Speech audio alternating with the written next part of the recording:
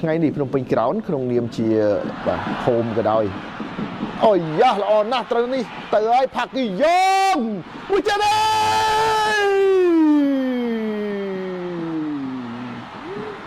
មិនទាន់បាន3នាទីស្រួលបួលទេភ្នំពេញក្រោនរកបានគ្រាប់បាល់នាំមុខមួយគ្រាប់ទៅហើយការឡើងមកដល់ខាងលើហើយកាត់បានសម្រេចពីខ្សែការពារកណ្ដាលសញ្ជាតិកូរ៉េខាងត្បូងផាក់អ៊ីយ៉ុងការបញ្ចប់ទីបានយ៉ាងល្អធ្វើឲ្យអ្នកគាំទ្រ